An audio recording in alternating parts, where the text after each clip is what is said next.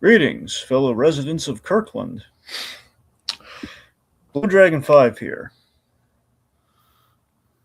And joining me on this merry panel, we have the incomparable Rohith Dharr. Hello, hello. And sitting on the sidelines because he wants all the glory, it's Tiki. I'm manning the controls from my tech jacket. Yes, he is. He's playing his little video games, with Alan the alien, just like, scrunched up next to him, asking, "Why can't you give me more headroom? What's wrong with you?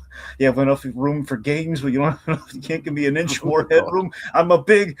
He's a big man. He's a big alien man, Tiki. He needs the space in space." Okay, but technically, I don't think I would really be like that much smaller than I. Like, yes, you would be bigger than me, but not. That's what I'm saying. You're denying him space because you need to feel important. Oh God!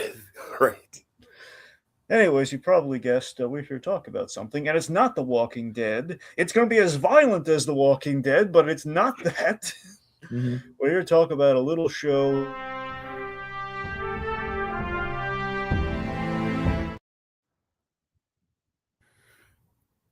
I missed the call, Dragon. I did it a little like a beat too early. I'm sorry. Really, you don't say. I didn't know. Yes. Okay, so that's what we're here. We're here talking about Invincible. Season 4, episode 5. Give us a moment. By the way, Dragon, this thumbnail is just fucking immaculate. Yeah? I love it.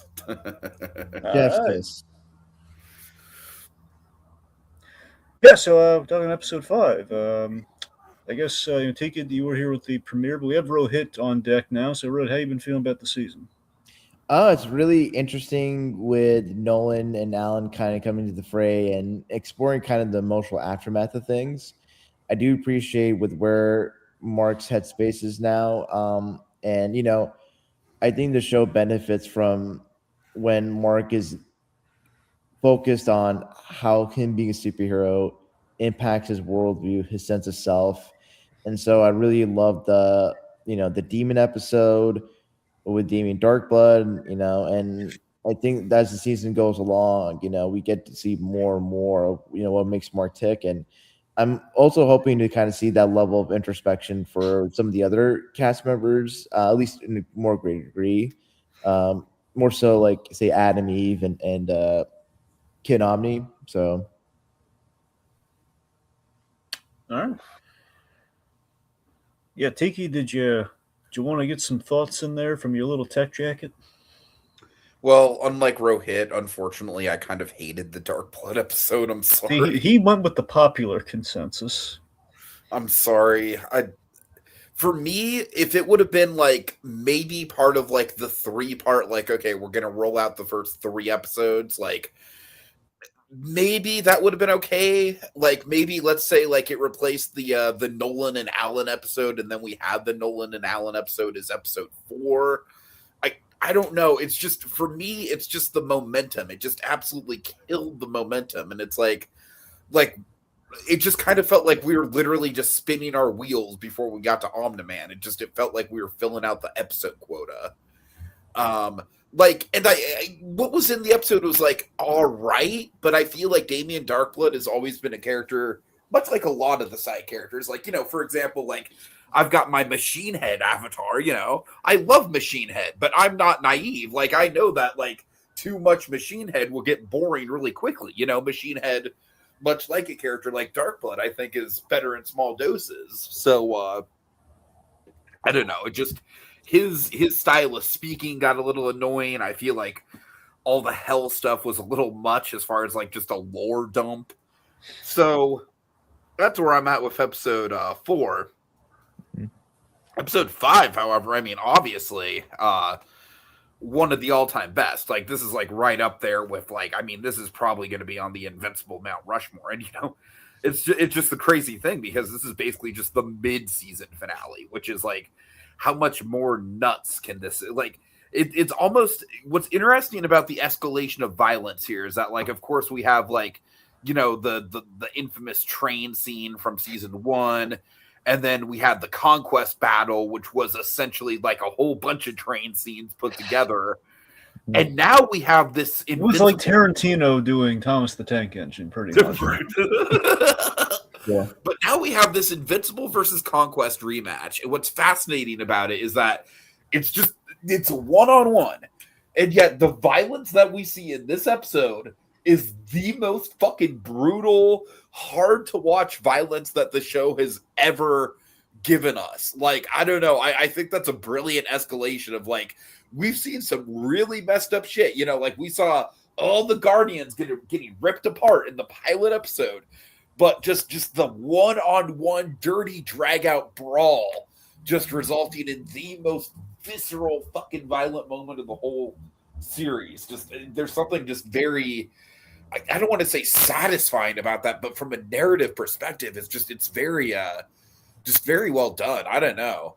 And obviously there's other stuff with this episode. Of course, like I am here. You guys can talk through a lot of the other stuff on your own. I need to get my word in on the Debbie scene and the art scene in particular. All right. Because those scenes are like all fucking timers for me.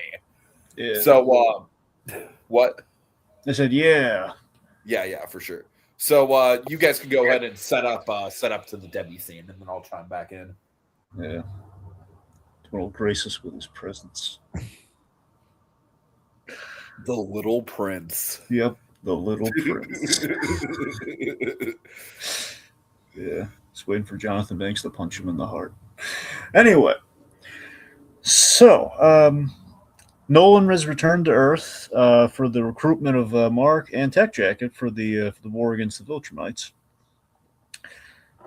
Of course, in doing so while he's there, this is a big thing we've been building up. You know, we knew that mainly because Tech Jacket, but also in general for the upcoming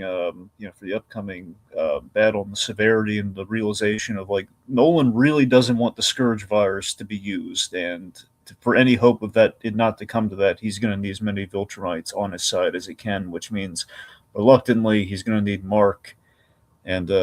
He's going to need Mark and Oliver. Well, really, he wants Mark. Oliver's kind of tags along. Point being, he needs Mark. Mm-hmm. So this has been a big thing we've been building too. Like Nolan's eventual return, something we've been building since the end of season 1. Of like Nolan burned such a bridge at the end of season 1. For him to come back, he's going to have a lot to answer to, and this is like the big question of like, can an irredeemable guy be redeemed, kind of a thing. Yeah.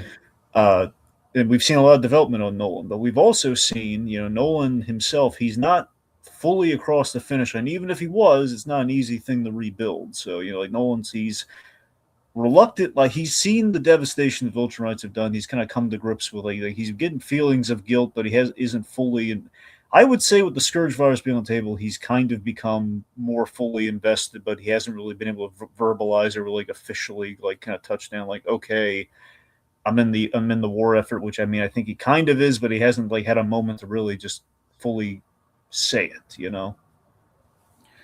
But yeah, so he shows up. He has a like Tiki has been building up. Kind of Mark and Nolan's kind of reconnection, because Mark, and I like how we kind of have a scene to talk about that. Mark has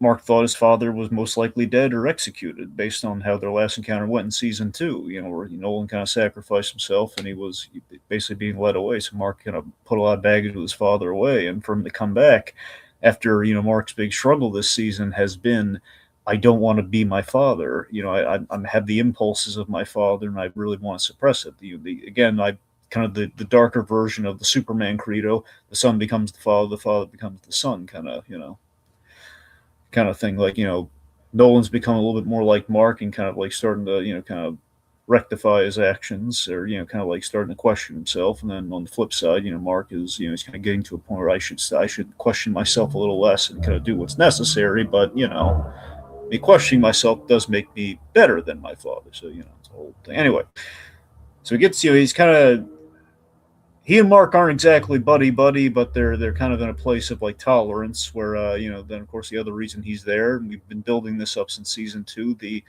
I think I miss my wife. We see what happens. So he's finally there. He's gonna meet. He's gonna have his one-on-one scene with Debbie, and all the Emmys are gonna drop. No, and I really appreciate I think this is reflective of Kirkman's evolution on how someone like Nolan should be redeemed or even approach the issue of redemption with someone like Nolan. Because I think, it turns, there's a lot of this is, I think, the biggest deviation, my understanding, is from the comics. And Nolan and Debbie are a little bit more, reconciled in there. And whereas in the show, I think just this is reflective just kind of Kirkman's evolution on his material, as well as just sort of the ideas about like people like Nolan, like how do you redeem or even give space for people like that that have done such wrong in fiction. And that's reflective of just conversations people have about figures both living and deceased. Yeah. So yeah, this is like, and I love how Alan kind of builds it up to like saying, "Oh man, Nolan, you got some cojones to go in there and kind of like face Debbie after all the terrible stuff you told me you did." So I personally, sorry. Just real quick, one more thing. I love that before that scene, Mark made a really good point about, like, is this apology for you or is it for her? I love that kind of coding, like the encounter. And that's genuinely takes stock in that too. He doesn't just dismiss it. Yeah. So I love that kind of like coats and kind of prepares us, the audience, for this encounter is definitely not going to go the way Nolan hopes it will, but still, it's like a thing that's going to be kind of echoing in the scene. All right. I think this might be the single greatest scene in the show's history. Yeah.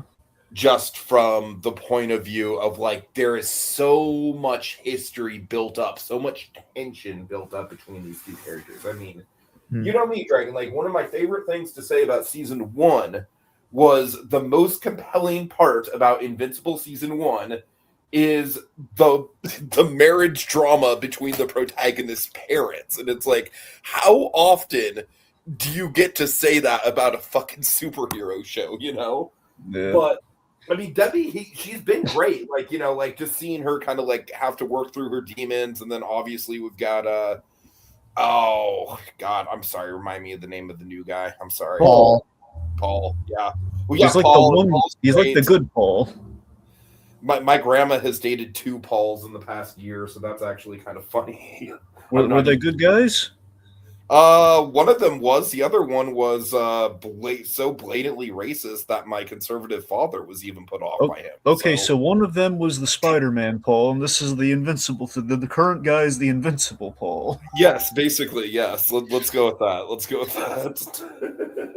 No, but seriously, like, there's been so much about Debbie's journey, but like, she hasn't really been like a focal point like she was in season 1. And I feel like this moment just really brings her back into the fold as like a pivotal piece of the puzzle. You just like, you feel the tension in the scene so much. I love the detail of just her opening the door and not even letting him in. Just like, okay, if you're going to come epic in, shot. It's an epic shot where it's like she's in shadow and she has all the power. And like the only time we've ever seen Nolan kind of scared, the only time.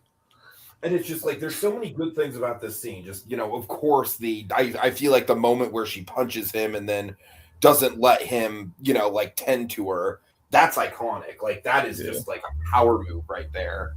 Mm-hmm. I don't know, man. There's just, again, just so much tension. So like, it just feels like this is genuinely like one of those reunion moments in a TV show where the characters have not seen each other in a number of seasons, where it lives up to the hype, man. It just like, it really set to landing with this moment needed to be in the course of the story.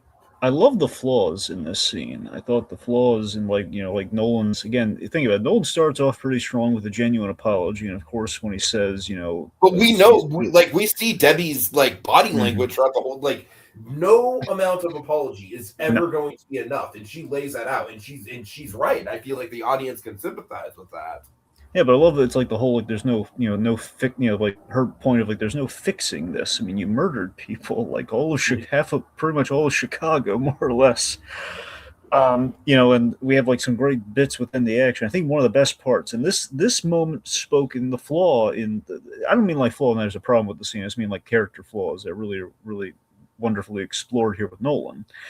The fact that, again, Nolan is, as we've kind of built up, again, we're not sure if Nolan's fully come around. Like, okay, your people are the bad guys, Nolan, even if you kind of respect them, which I think is kind of where we're at now. And there's a bit in the comic that in the next episode, or at least the next time we see, Mark and or Nolan Oliver, assuming we pick up from there, um, they might adapt. Where essentially it's kind of the struggle with Nolan, where Nolan does kind of have respect for where he came from, and that's going to that's a hard thing to shake. Anyway, so the point with that is that Nolan's thing here is like he's coming to grips with what he did was wrong, but he's not.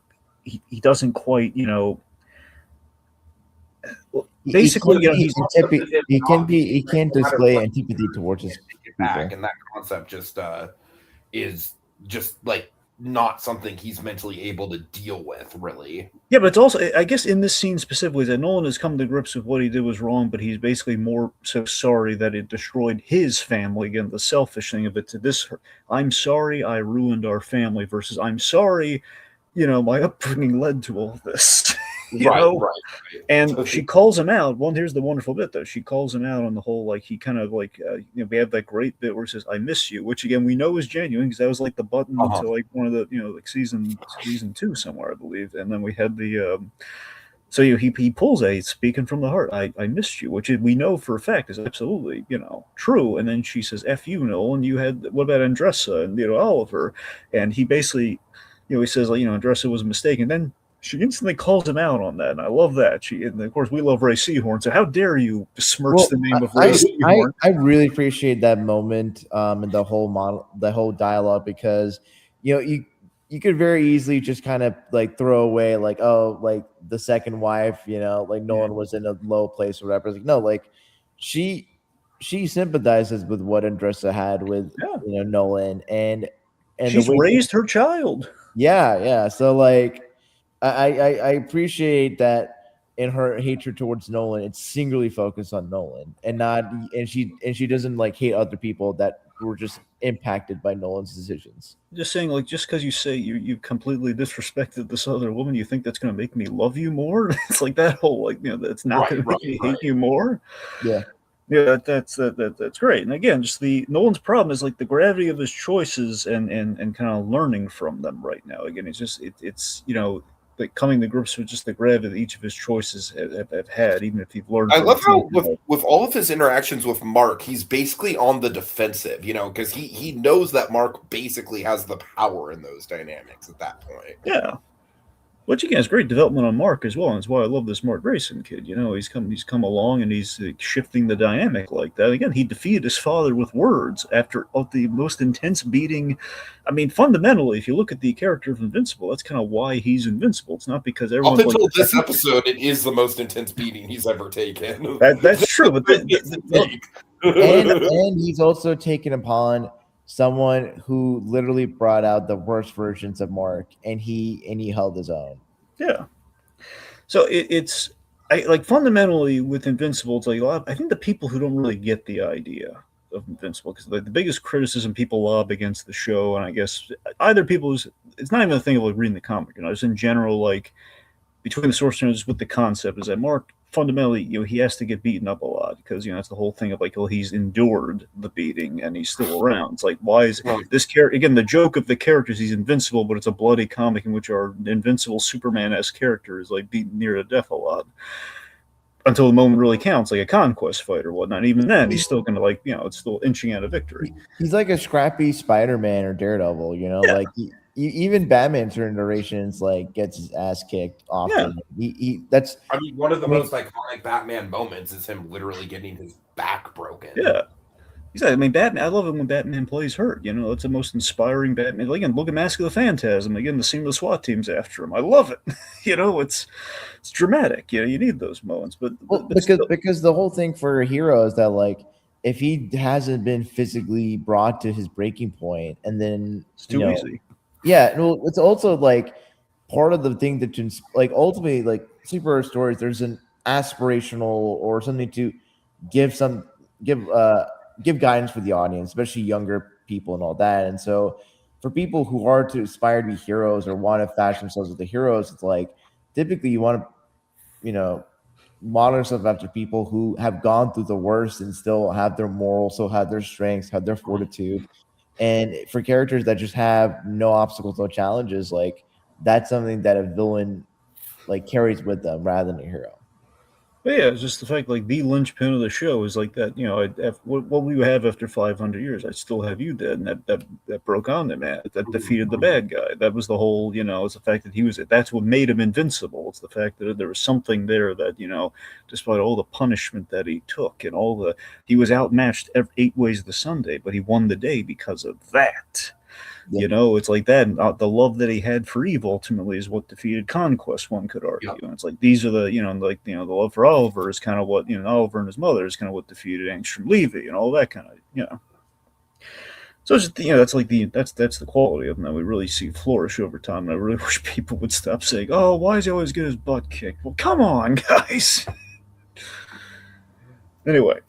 We had a really great line too. And first of all, Sandra, or like as I jovially like to refer to as Sandra, because she's a good actress, like Sandra with the Emmy wins here. My God, she's doing an Emmy win performance, and I love this. The whole like, you're not human. Like, you killed the man I loved. You're not human. If I was supposed to keep you in check, if the whole she's making the 20 years argument, if I'd been alive for almost 1,000 years, 20 years, you made me like second guess myself. And so, well, then I failed because you're not human. You're a bad photocopy of a human. Brutal line. Yeah. You see it in his eyes too. Like, that one really actually hurt him. It hurt the invulnerable man. All right. So briefly, let's talk about Tech Jacket. So Tech Jacket. So this is a diversion from the comics. Where Tech Jacket was a male character in the comics. I believe I forget if it was Tech Jacket's friend or brother instead of father. That was kind of like the person, like the guy in the chair role. I like the father-daughter dynamic. I know, I love it too. That's the thing. Some people are, again, this is the thing with Invincible. So a lot of the online discourse and stuff is like, was either done better in the comic, or why are they soft pedaling it from the comic? It's not as day and night as like the boys. The boys is diametrically opposite. I think for me, it's like I think it's nice for the show to have a healthy father and daughter dynamic. Like balances out all the other dysfunctions. Yeah. Also, like, Kirkman, from what I understand, adapts Invincible in basically exactly the same way that he adapted The Walking Dead, where he takes the most iconic parts and then he kind of plays around and, like, twists other parts of it to fit the form of a TV show more. Now, granted, with The Walking Dead, that certainly went off the rails. But I don't think Invincible has like a fucking 12-season run and then endless numbers of spin-offs to go off the rails with. Yeah. And also, I think part of the changes is just like Kirkman, like being an older person. Because I feel like my understanding is in reading Kirkman's like Invincible run, like it was in a certain time and age. And with the show, like it's taking certain elements and just updating it for modern day. So like you do more interesting stuff and have a little bit more diversity, because that just kind of the expectation for media in certain respects. And I think, Zoe being Tech Jacket, I like that you now have the element or freedom to do like a romantic relationship with Oliver. And which is funny because the other male character that was gender swapped was Ray. Shrinking Ray, and we love that relationship with Rex. So it is kind of funny, that happened twice, but I mean, it's happened for the better. I mean, I think Shrinking Ray, to me, was a lot more memorable than that character ever was in the comic, because we had like Gray DeLisle's doing like kind of a very Kirby-esque kind of like character from the Bronx, almost, or like a character from Brooklyn.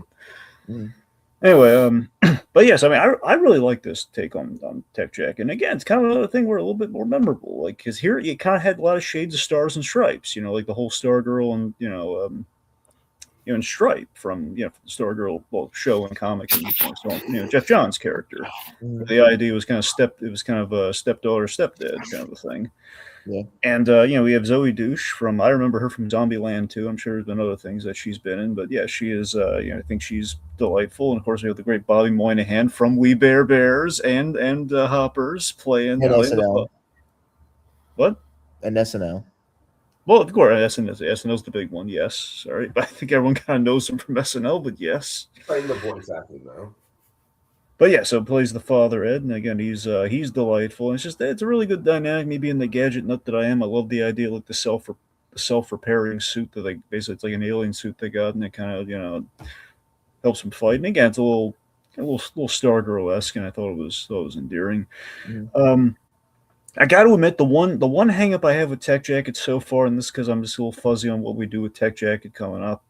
Just I don't really see, based on the battle that we see, I don't really see deterrent to Viltrumites coming across with Tech Jacket. I think Tech I Jacket agree. so I far. kind of have the same hang up because Now that might be a wait and see thing. I don't know. I've heard from people who have read the comics that like Tech Jacket is like one of the most OP characters in the entire universe, and it's like from what I can tell, I'm sorry, but I'm just not seeing that. So No, Yeah, they but could have that- soft pedaled that for the sake of it's too easy. Maybe it's like we don't want to make it too easy. But by the It- same it- token, though, I think we still need to see more of a punch against the I Viltrum. could see a situation where she like her being like a catalyst for turning the tide into the Voltron War is that she has a certain ability or power that like can really take out a full wave or make it simple, but maybe she's a glass cannon where like maybe it's like all her suit's energy is devoted to like shooting down Viltrumites, but that makes her super vulnerable to get like a one-shot hit from anything. There you go. And that I think is sort of the danger. I think sort of the tension element of it, because at that point it's like you would have to do it when it's like, oh, we have all our options have been eliminated or put against us. So this is like the break the glass, in case of emergency. I could see Tech Jacket do an epic sacrifice. I don't know what happens. I can't remember what happens to Tech Jacket in the comics, so maybe it doesn't make it. And that would be so heartbreaking for Yeah. Oliver, because he's kind of fancying up to Zoe. Because I know technically, here's the thing: a lot of people have been saying like might be building a love interest thing here, which I mean, I had a really good first impression of Tech Jacket, so I'm open to it. But Mhm. in the comic, we did kind of a gag thing with Oliver, but Oliver kind of ends up because he's part insect, he ended up with a bug alien, and I don't know if I'm just saying it was kind of like a gag. Oh, look, Oliver ends up, dating an alien bug, which makes sense, but still, it's just kind of a gag of like, oh, look, he's dating like someone from the cantina from Star Wars. It's kind of anyway. But I'm with you. I mean, so far, I'm kind of invested in the character after one episode, which is impressive. We'll see what happens. Regardless, I do love that then like little brief father-daughter dynamic we saw. Alan was like so moved to tears. It's just okay. I really like Tech Jacket and Alan's relationship. That I think is the benefit for the generous off, because I don't know, because Alan I don't think he could like riff off of like a teenage boy. Nah. Yeah, because like Alan's kind of like a fun uncle figure too. No, he can get along with Oliver. We kind of saw in a montage, but yeah, that's about it. Mm-hmm. All right, let's see. So, okay, let's talk about one of the other scenes, one of the big ones. You know me, I'm a sucker for Mark Hamill, and I love art. And I love that art is basically Mark Hamill kind of doing an ode to Stan Lee, and we have Art and Nolan kind of reuniting for a night of beers. Yeah. So this is a brilliant scene. Again, just really great. And again, I love that Art. We have great camaraderie. Again, we have kind of that Stan Lee-esque charm of Art, and he's really bringing that in the conversation. But we have a lot of great underpinnings in the scene where Art was traumatized like the rest of the people. We saw this way back in the opening of season 2, where he's looking at the footage, he's feeling he's drinking himself a little bit, where because again he designed the suit, like Omni-Man. It's like in his superhero costumes have always been like like attached to people saving lives and saving the planet, to like, oh my god, this guy he killed Chicago. I think if the Debbie scene is the best standalone scene in the series, I think that a good case can be made that Art's reaction to the whole situation after Omni-Man leaves and he gives that like big exhale and almost has a panic attack. Yeah. That is like maybe one of the best single moments in the whole series, because that to me like tells you all you need to know about the damage that Omni-Man has done to these people. And like it's truly like a no-go. Like people can be cordial to your face. People can, but like at the end of the day, you are a monster to these people. Like, and I don't know, that moment just really hit. And of course, it's a great moment. I love that you don't pick up because he had it seemed like a very civil conversation up to that point, but then it's like, oh my God, he would absolutely feel that way. Of course he would feel that way. I mean, I love just the simple thing, and he's always the Taylor comedy with art, just the whole thing. What are you wearing? Like I would never send you out without boots. Like, what are you? You look like a hippie. By the way, the internet has been having a fun time with whole Omni-Man like fully displaying his feet. Oh God. It's the internet. What do you expect? Okay, but seriously, even built before we had the exhale, which again, the exhale is great and it recontextualizes the scene flawlessly, but I love, and as Mark Hamill, I think he's nailed this line so much. The whole, I dress heroes, Nolan. Just that moment just hit so perfect. I love that it was like a thing like, what, did I not pay my tab? The whole humor, no, like when his actual profession gets brought into the equation, he can't just humor Nolan about that anymore. He has to kind of draw a line somewhere with it. It's the fact that like until Alan really, Art is like the only friend that Nolan had. We even saw kind of the rocky start of the friendship in flashback. We had like the pregnant Debbie and him, like, her basically saying she likes the suit and everything. That was kind of the first time he, encountered Art. And it's the idea over time that we established, they have beer night and whatnot, and all because of the regular work and all the bloody costumes, yada yada. It's just the fact that he is, it's like the only friend that he's had. And is Nolan very genuinely, he's feeling kind of a moment of, it's like this is the one time on the planet where until he says I dress heroes, Nolan, it's like this is kind of a slice of normalcy. This is what I wanted my return to Earth to be. Right. He's seemingly kind of giving me another chance here. There is hope. He's giving me the down low on Paul being a nice guy, everything's fine there, and then it's just like I love it how it's so casual. Like, well, if I survive this war, I come back and maybe some boots or something. You can whip up something. It's so casual. That's what makes the exhale like fucking devastating in retrospect, because it's like, again, it's like, and we the audience, like, we are somewhat on Nolan's side reluctantly, but it's like we know for a fact he has changed. He has gone through a whole metamorphosis. So it's like, I don't know. But at the same time, like with these people, it's like, let's say your fucking relative just went off to another country and committed a bunch of fucking war crimes, murdered a bunch of regular crimes, right? Like, right. No, it's only the war crimes that are the bad ones.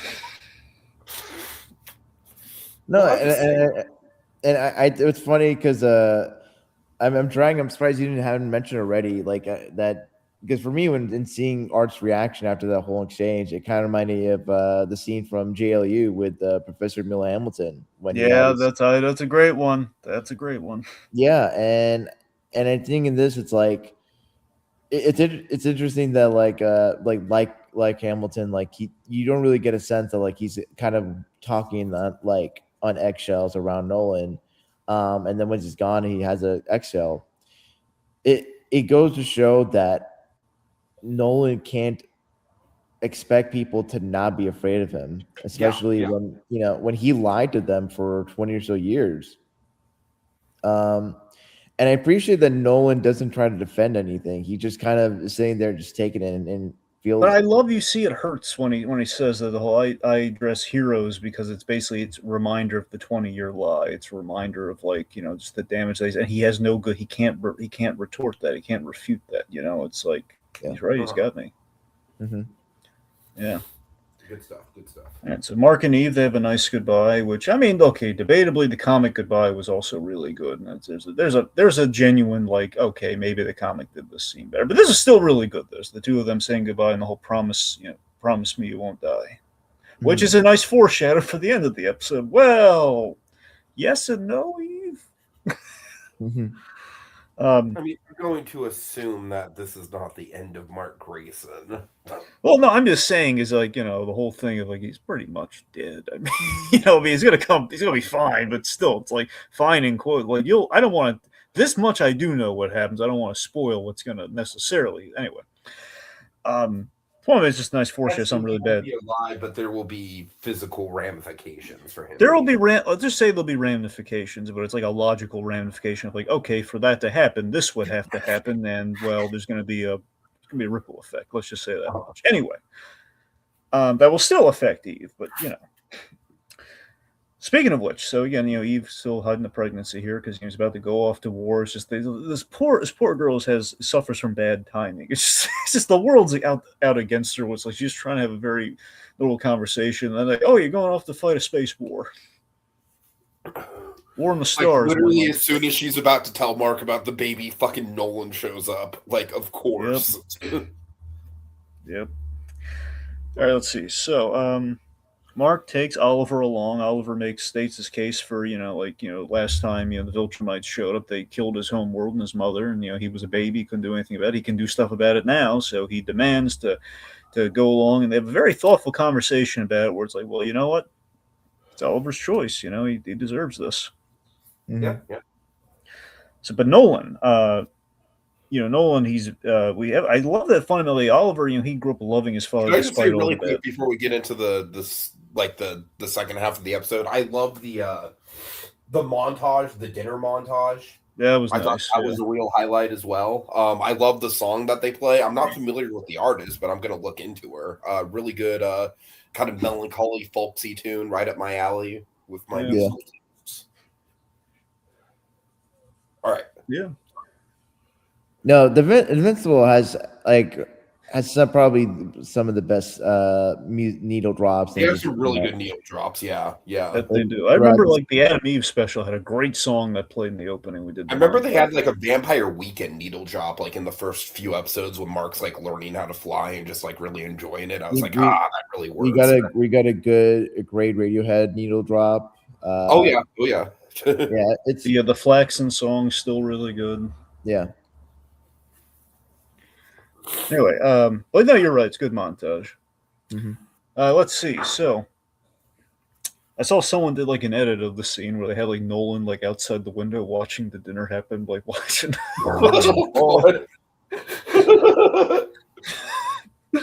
Anyway,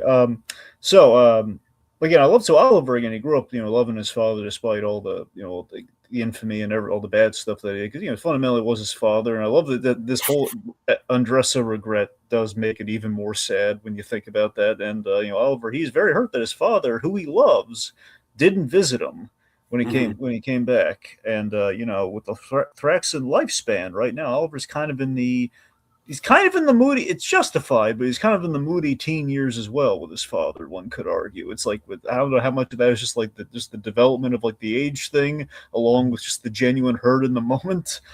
But yeah, so Nolan wanted to spare Oliver, from him out, basically sparing the pain that Mark had to go through with him and all that. He's been really down on himself for obvious reasons. Yeah.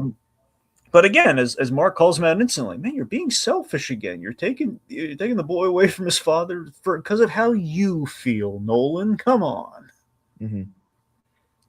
And Mark, has this great thing about, well, look, I don't even know if you deserve a second chance, but this like it or not, this is it. He's got an O on his suit, and it ain't for Oliver. Yeah.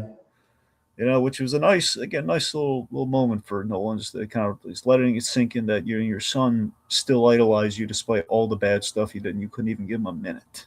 It's just, as much as this again, the flaws of this character is really fascinating. Where again, as much as he is coming around, he's still making these errors, but he is putting in an effort. I really like that. And that's the fascinating thing about human nature and just change. Where it's it ain't easy and it's a long road and there's just so many imperfections. I think we've captured that very well in the animation. Mm-hmm.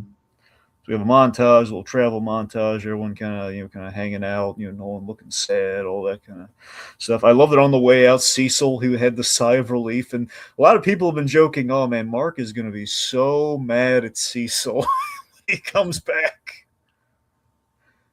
Yeah. Oh yeah. Oh yeah. Yeah. Yeah, because again, the whole, But again, we also pointed out this is the first time in 20 years there have been no Viltrumites on the planet, which is a really heady thing to kind of factor in there. Yeah. Okay, let's see. So Alan and Mark, they're having this conversation about, sad Nolan. Which I love the little spaghetti flashback, by the way. I just love that we hit the Debbie regrets so well. And when Nolan has a flashback, it's a honey of a flashback, going back to like the ball game, going to the outfit, all little bits like that. Just it's very like it's kind of interesting to see like how like J.K. Simmons does, Viltrumite Commander Nolan, and then just Nolan now, like it's clearly he's adopted a lot of his mannerisms, his way of speaking, just kind of his express, like the fact that Nolan misses like spaghetti is just so endearing to a certain extent, even especially in light of all that he's done. Like he's a lot more human than he even thinks himself as. Yeah. All right, let's see. So they're having the conversation about Sad Nolan, which is interrupted by Viltrumite cruiser attacking the ship, which they have to separate the ship so the whole thing doesn't go down. So basically, it's only the command center that launches, and everyone else stays behind to save Nolan and Oliver and just see what the heck's going on, which leads to everyone fighting. We have 3 Viltrumites because, again, I always love this idea with the reveal is only 50 Viltrumites, where they can only send them in small groups, which helps out the storytelling, and then the animators are praying to a god saying, "Thank you for not giving us all the Viltrumites. Thank you. We can't track all these unstoppable fighters in an action scene. Thank you." Yeah. So making it 3, making it Conquest, Lucan, and I think it's Crad. Yeah. But yes, of course, Lucan we've established he was way back in season 2, one of the and he's in the game, by the way. He's in the Invincible versus game. That's funny. Along with Conquest, I admit it does tick me off that we gave some of the no-name Viltrum. Well, I guess not no-name. We gave some of the other Viltrumite, the lady with the hair, Thula, I think. We gave Thula like a character in that game where it's like there's only so many precious spaces before you get in like DLC and everything. It's like, come on, Thula doesn't need. There are other characters like make the Immortal a character at launch. Don't make him DLC. Come on. Yeah. Just seems silly to me. Come on, no one's clamoring for Thula. She's cool. I'm not saying she's not cool. I'm saying give us all of them. Or if there's only 18 slots, people would likely clamor more for Titan than Thula. Yeah. Or Titan made the cut. Titan's in the game. Is what is the character from that Aaron Paul played in season? He made Powerplex. He's in the game. He made it. Okay. I'm saying it's brief aside about the Invincible versus game, which I'm trying to get my hands on, but let's just say I got some wait time. I'm saving up all that. Anyway, the point being, the Invincible versus game, you get 18 characters. Mm-hmm. Okay, and then there's gonna be like 4 characters down the line as like DLC. Now, one of these 18 characters is like an original character for the game. It is not in the show at all. Okay. And then you have like our spare Viltrumites, like Lucan and Thula, who again, not bad, but more like DLC, as in like these are add-ons, like for the completionists versus like here are the characters everyone wants to play as. Yeah. Okay, they got a really good selection and pretty like for example, the 4 they haven't announced, I think one of them they confirmed as the Immortal, that much we know. Mm-hmm. I would imagine Grand Regent Thrag, the Emperor, the Viltrum Emperor, he would logically be one of them. Mm-hmm. But characters like, for example, the Maulers didn't make the cut. The Mauler might be. I might put them. Is Brit in the game? Is who? Brit. That's the thing. I don't think Brit's not there. I don't know if he's going to end up being DLC or not. But Brit could have been in there. Wow, I figured it might be DLC. I just don't know why they would limit it to 18 slots. I don't know, maybe character model limitations or crunch. Like it's. I mean, here's the reason I want the game. Frankly, I'm going to tell you because it's really just a fighting. It's like a Mortal Kombat kind of fighting. It's just just you fight them against each other. There's maybe like a story mode of some sort. But the point being, the coolest thing about the game is that they do all the moves from the show, like all the moves, and they like the special kills and everything. You get to do the train kill. It's really cool looking. Yeah. Anyway. Sorry, back on point. We had the Viltrumites showing up. Conquest is back, and of course is the big like, I killed you, and then you're like, this is what happens when you don't finish what you started, boy. And of course, Jeffrey Dean Morgan, delightful as Conquest. Yeah.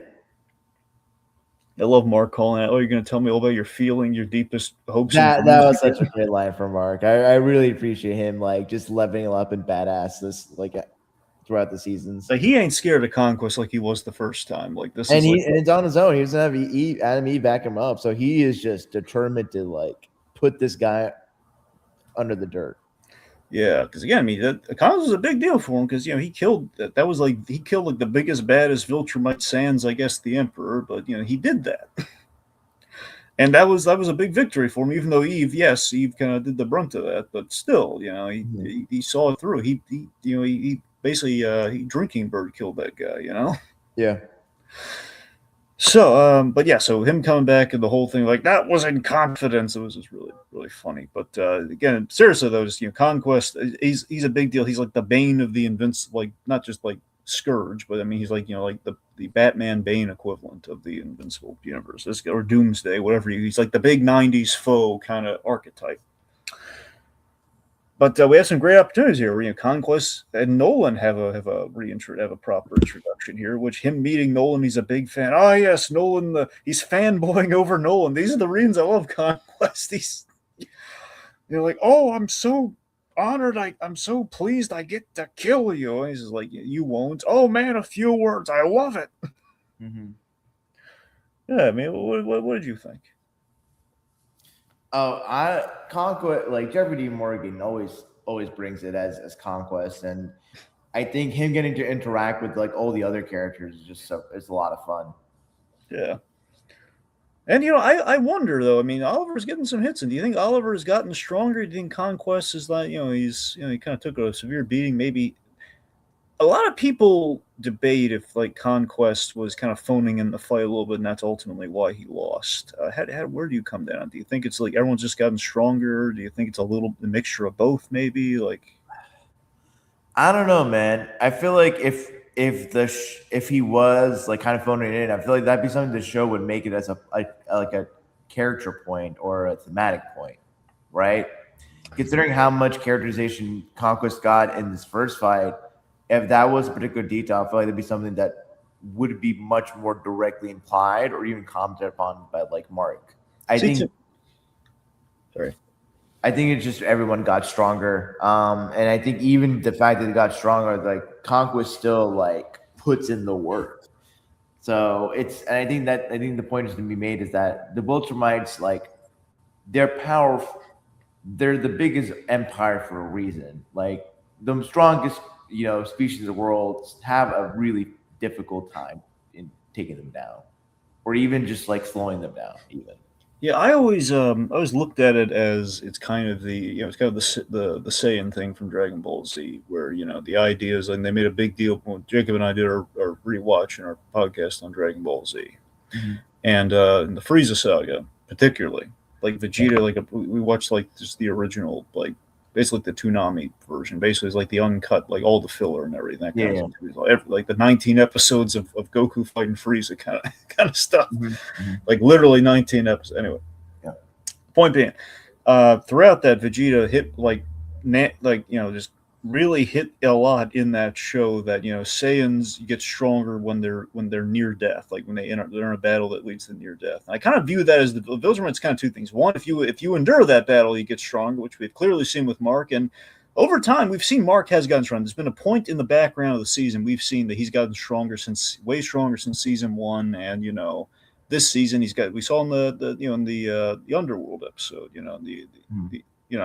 he's been, he punched the lady's head off there with ease. So he's that strong. He's stronger than Satan. Yeah. Which is fact. Yeah. And Satan's Bruce Campbell, which is it's like the coolest Satan ever. Man, it would have been so cool if Sam Raimi made a voice cameo in Invincible. I think he'd be definitely down for that. Yeah. Anyway, at least Ted Raimi too. That'd be another one. Oh yeah, most definitely. Anyway, my point is, I'm with it. I do feel they've gotten stronger. I just bring it up because some people with the whole like Conquest defeat. I don't know if it's pretty much how it goes. It's exactly how it goes in the comic. It's a matter of, some people I guess have wondered. I think people with the show are kind of having the same opinion when they read the comics. So really, that's like how we're officially like killing off Conquest for keeps. Like that's how we're doing it. Like that's the death. Some people say, man, that's some people think maybe it could have been more brutal. Like it's not exactly him headbutting him to death or something. It's still brutal. I mean, I think to me it's visceral and brutal enough, especially the way they show it. But just in general, though, some people think maybe him like kind of underestimating his opponent yet again. Perhaps led to defeat. But again, the point being, I think when you endure a battle, you get stronger, which you see in Mark. And again, just in general, I think kind of like the Saiyan thing.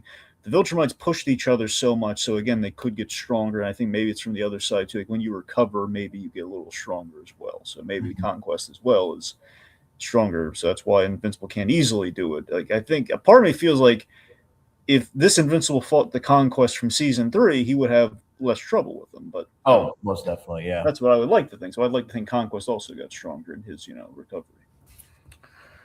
Anyway, so we get some brutal stuff, and just we crank up it's the fact that we're getting this at episode 5 and not the end of the season, I think speaks volumes. And this is the thing that keeps me guessing this season, where right now our space battle, in theory, you could, if you really wanted to leave an audience hanging, if you really had the like for example, if they did the mid-season finale thing here, this absolutely would have been it, or this could have been a season finale of like, oh god, we're gonna.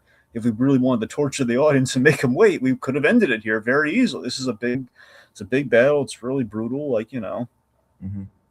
But I'm impressed that we did all this, and it just keeps ratcheting up and cranking up. Like he almost crushes Oliver's head, and the detail that, of course, I got medical phobias, and just the idea of like with the brutality here of like like all the eyes going blood red and everything, the intestines coming out. Yeah. That bit I genuinely, I'm going to quote Uncle Iroh from Avatar: Last Airbender here. I looked away. I had to look away. It was, oh my god, it was gnarly. That to me, no joke. When he's ripping the guts out, and with the fact that we viscerally show it the way we do, it's not even just like it's not one bit. Here's the thing: the way we're used to seeing that kind of thing is like we kind of saw maybe a little bit of it in season 1 with the battle. It's not Battle Cat. It's Battle Beast. Battle Beast. Thank you. Sorry, it's been a while, and we're still looking for him. He's going to be back this season. The Battle Beast. We kind of saw a little bit of that Battle Beast, and the idea like there's a scratch and we see some guts and that's about it, but they don't like spill out or anything. We're not going the full Tarantino. Yeah, we did that here, and we focused on it, and the fact it just keeps pulling like a magician. It's like a bloody magic act, It's pulling out like the endless, the endless handkerchief sleeves, and just I was to me most violent thing I've seen Invincible up to this point. I genuinely was really bothered by it. You said you had to look away, but for me, I think the worst part was the fucking sound design. Yeah, I know. It was to me is the most viscerally violent thing I've seen in animation up to this point. Maybe at the very least in this show. But I love the simplicity of it though, where Invincible says you don't get to breathe anymore, and he's suffocating him, and he's rapping, and we built this up in a running gag of like, man, Mark's go-to move has been reaching for the throat, grabbing the throat, and we paid it off here where he's getting to do it full tilt for a change. He's trying to pop his head off essentially. He's like he is not letting Conquest, and he's taking a beating getting to that point, and just like seeing Conquest's face turn all sorts of shades of blue and all the blood and everything, and oh my god, it was the most brutal. Like everyone underestimates the power of suffocation, how brutal a death that can be when you do it right. This is it done right. So that's for the people that say, "Oh, Conquest it got kind of a weak sauce." That is not a weak. Look at that. I didn't think that at all. It's like, come on. I mean, But yeah, so it's a brutal thing. Like the kill Conquest, it's the determination, the invincible determination on display there. For the fact that he's enduring this horrific pain and torture and the guts being ripped out and everything. Oh my god, it's a again. I was tempted. One, I don't think we could get away with using a violent shot like that because of the standards and practices. YouTube is now I wouldn't even. I mean, I think it'd honestly be like in poor taste almost. Well, no, I mean like the aftermath shot where you have Oliver and Nolan looking on the beaten like Mark, but in Conquest, I mean, it's a money shot, but it's like he's literally practically with a smile on his face, holding the guts. It's like, ugh. But it's seriously, it's a heck of an ending for an episode. It's a brutal thing. It's like we're gonna kill Conquest for a second time. Mm-hmm. This is how you do it. This is an epic moment for sure. And also, I love the moment that the thing motivated. He was saving Oliver. Oliver's about to get killed by Conquest, and that's what pushed him. Yeah, for sure. Yeah. They really lucked out there was a nearby planet. Otherwise, they would have been toast. Oh, yeah, most definitely. By the way, speaking of your Mount Rushmore thing from earlier, Tiki, I just love the fact that, like, when you think about the Mount Rushmore. Oh, yeah. For Invincible, it's like, man, that Mount Rushmore's gonna have a lot of craters in it. Right. I was saying we constantly. I was thinking you're gonna make a reference to like the beginning of the show, like where seismic. Oh yeah, and I remember Doc Seismic with Mount Rushmore as well. Yeah, we've gone a long way. Yeah. Let's see. So I guess Talea. I gotta admit, Talea being told by Theus just come along, trust they're gonna survive. I mean, I think we should have ended with like the beaten mark shot. I don't think we should have like added on the whole like Talea's like still flying back. I think we. If anything, have Alan and the tech jacket. Yeah, sorry. Have them as the post credits. Yeah. Well, they are the post credits. No, I know, but I'm saying like cut out the other stuff with the ship though. Yeah, no, you're right. Yeah. Yeah, have that be like the beginning of the next episode. That's just kind of like almost like almost just kind of like a refresher after everything we just went through. But yeah, the ship stuff almost kind of felt like it could have just been like the start of the next episode. Yeah. Anyway, so the post credit, I gotta be. It's so charming to me. It's almost like a little fort. They're basically pulling a Boba Fett, like they're kind of hiding under the Viltrumite cruiser, and it's so cozy and cramped. I just love it. The fact that her suit kind of turns into like a little fort, isn't that adorable? Oh God! Of course, like we all remember how comfortable the pillow forts were from our childhood. Yeah. I love the fort, man. Did you all ever get to the point of making a pillow fort that had multiple quote unquote rooms?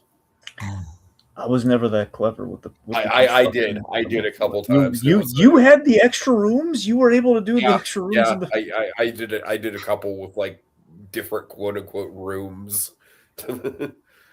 We had a few couches with pretty big pillows, so we were able to get a little creative. Yeah. Anyways. Yeah. Just imagine like someone in your household like, I'm trying to sit, but there are no pillows. Where are they? That's probably exactly what went down. Like I just see change in remotes here. Where are the cushions? Like the Rugrats adult storyline from that episode would have been that. Yep.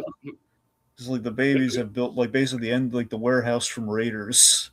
Oh God. Like they're going in there. So let's explore like we're in like a labyrinth or doing like a Greek mythology kind of homage. Oh. Anyways. All right. Angelica's the Minotaur. Oh, God. All right, yeah. So that's the episode. So definitely a big one, and we still have episodes left. We still got places to go. That's the craziest thing. We have like 3 left, right? Yeah. Yeah. Yeah. I mean, God, who knows? And the finale is going to be impressive. I mean, Dragon, you brought this up when we talked about the first 3 episodes, but it's like I feel like now with this episode out of the way, it's even more so. Like we genuinely, even the people who have read the comics, genuinely can't really pinpoint what the season finale is actually going to be. I mean, I can guess that, but I still can't think in the finale context of right. I know like story wise, generally where we go from here. Like the main thing I know is we have to find Battle Beast at some point. You got to add him to the fold. That much I do know from the comic, but we have to find him. Yeah. So yeah, exciting stuff. Yeah. All right, so that about does it, I guess. Until next time. I miss spaghetti. When we break down even more